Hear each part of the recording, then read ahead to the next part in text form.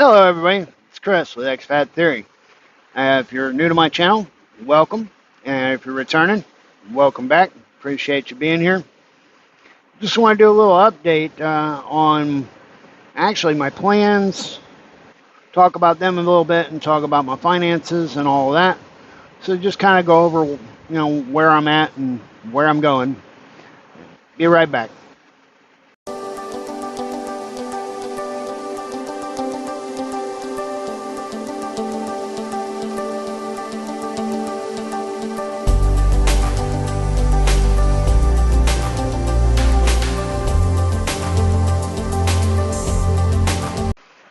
All right, in the words of our great Jim Carrey.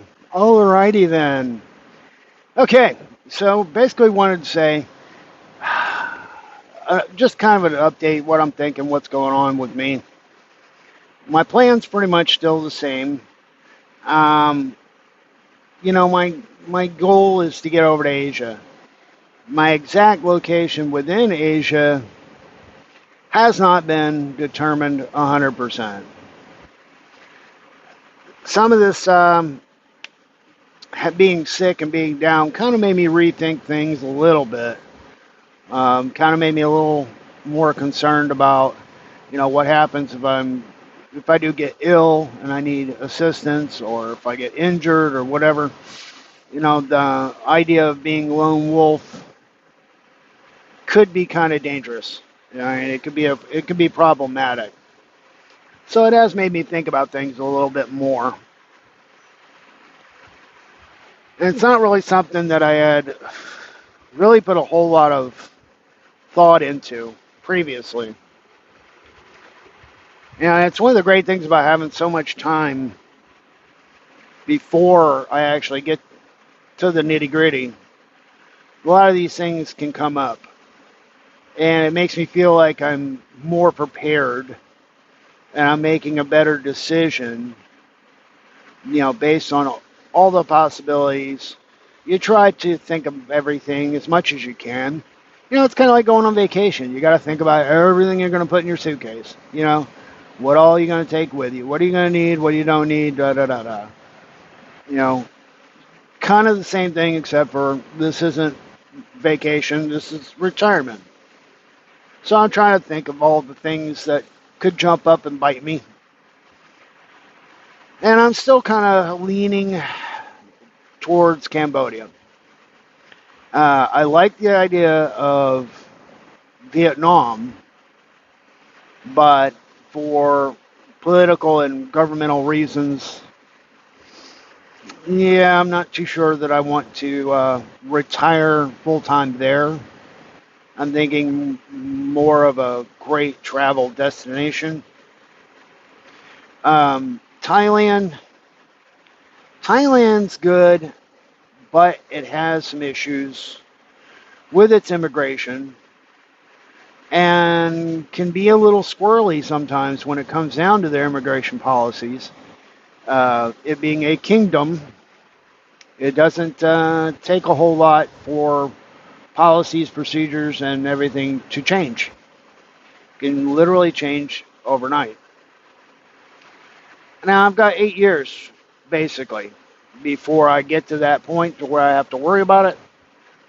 Things could change, but Thailand's in the upper category, upper group, but not my number one spot. Also kind of falls into more of the great place to travel and go see and explore. Maybe not the best place to actually reside and live.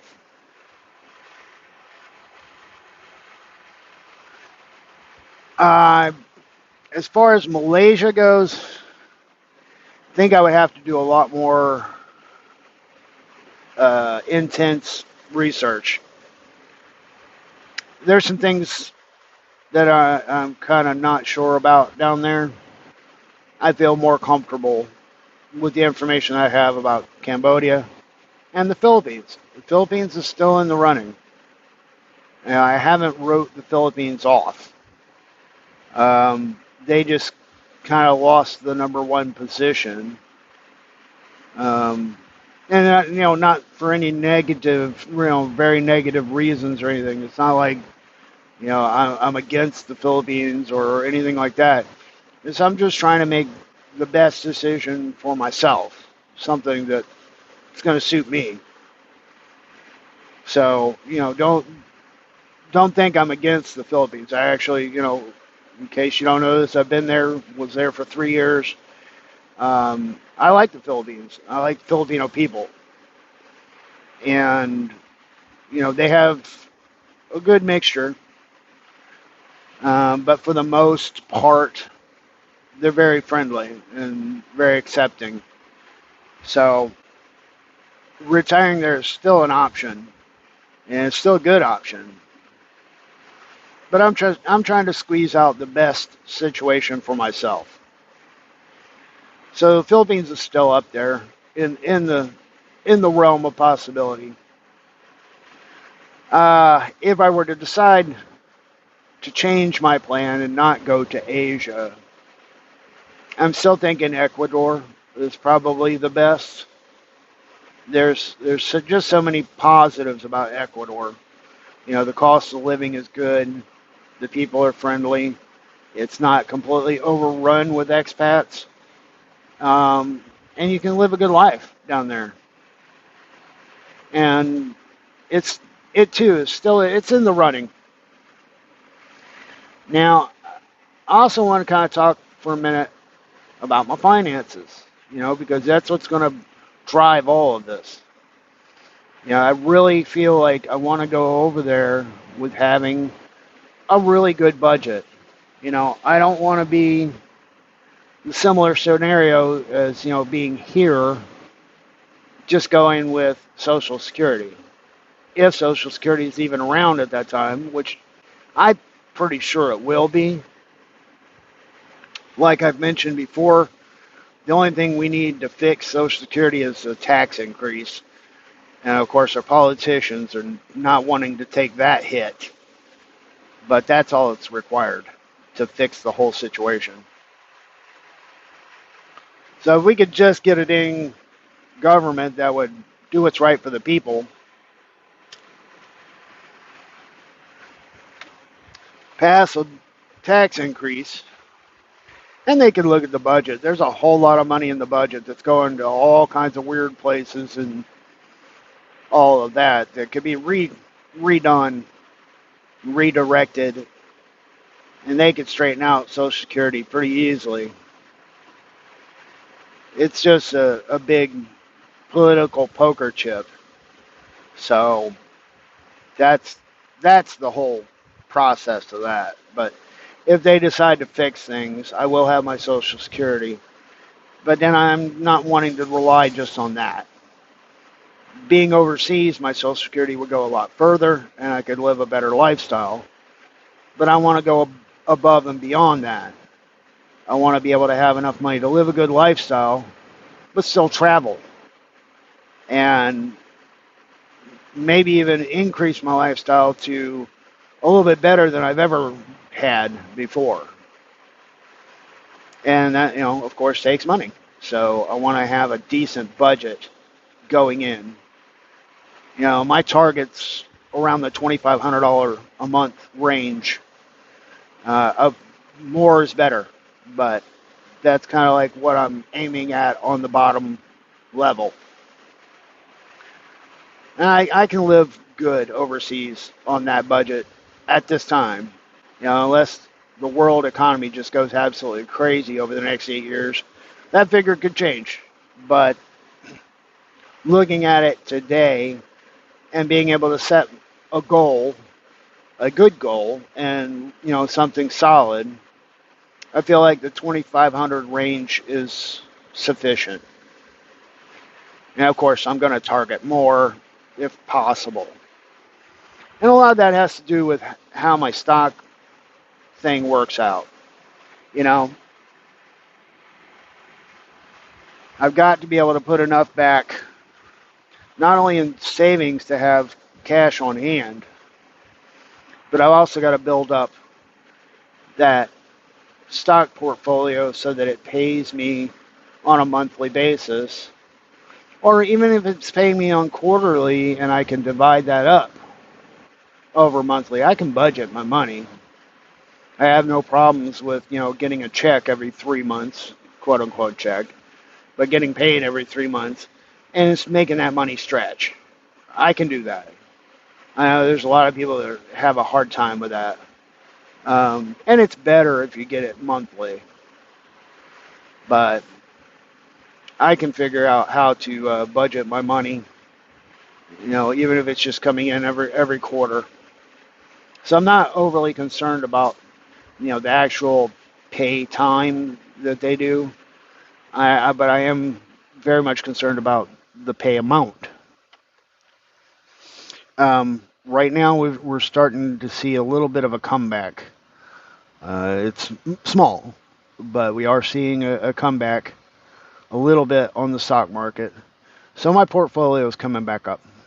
At one point in time, I was down almost 18% of my entire portfolio. So that's rough. I'm going to show you right here on, I use Webull, Webull, Webull. It's an app that I use for my stock market. I definitely recommend it.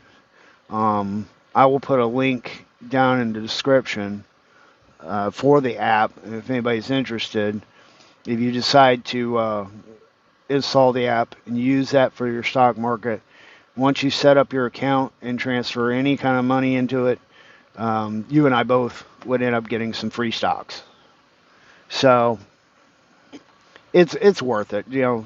If you're planning on getting into the stock market, it has all the features that you need, and a lot of the features you won't at first understand.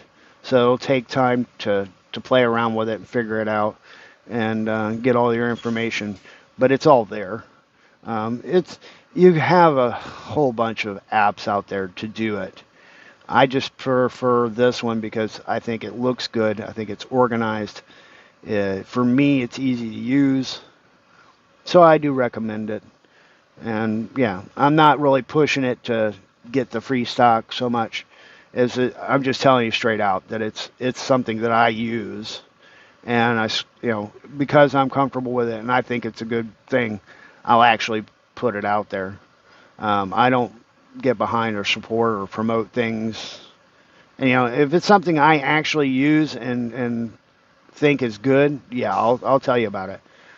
But I'm not into the whole advertising to make you money and make me money and all this by getting you to sign up for something. I don't do that. So, but I'll put a link down and I'm going to show you real quick a couple little screenshots from my Webull and kind of go over it. All right, so as you can see, with pretty much all the apps, you can create watch lists. You can get actually in-depth looks at different stocks. You can look at your entire portfolio and your positions that you hold. You can look at the amount of money that you've put in versus how much you've made and lost. Show your biggest gains and losers. And one of the things I really like is this shows me my exact earnings and what I've lost and gained. So I know that's a kind of a really fast overlook at it, and I don't want to spend a whole lot of time on it. Just wanted you to know that it's actually a really good program, works well, gives you all the information you need. And for me, when I was looking at that, I especially appreciated the fact of being able to keep track of everything I've put in and everything that's come out. And if you pause it and look at it, you see that I've actually lost some money through some stock trades, and especially on crypto.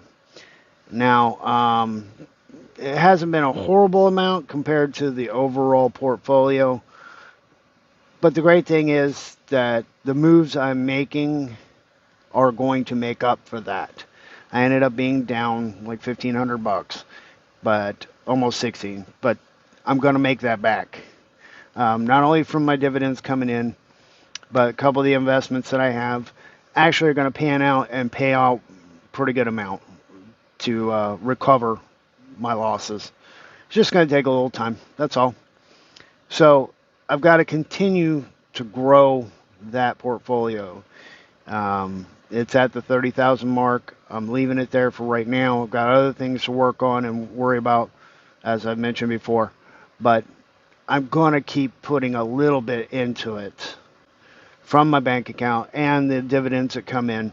So I'm going to continue to grow it, even though I'm working on saving some cash. And I've got to keep growing that, because that is going to be the key thing to my retirement. Now this also doesn't talk about the IRA. The IRA is one of those things, you put the money in it and you forget it exists. You don't touch it. You can't touch it. It's for your retirement. But that money over there is strictly for when I get to retirement. It'll be tax free, and it's just another great way to put money out there and let it keep building on its own. And you don't have to mess with it, don't have to fool with it, don't have to think about it, and it'll be there when you need it. So anyway, that's what I wanted to kind of talk about real fast and show you a little bit about Webull and what I'm doing with it.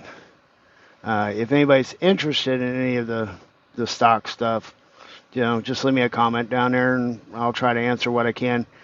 Granted, I've only been in this since March, so I'm not a wealth of information, but I can cover some basics.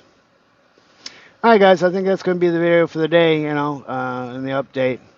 If you guys have any questions for me, again, comments, whatever, leave them down there. I appreciate you guys watching my videos, and we'll catch you in the next one.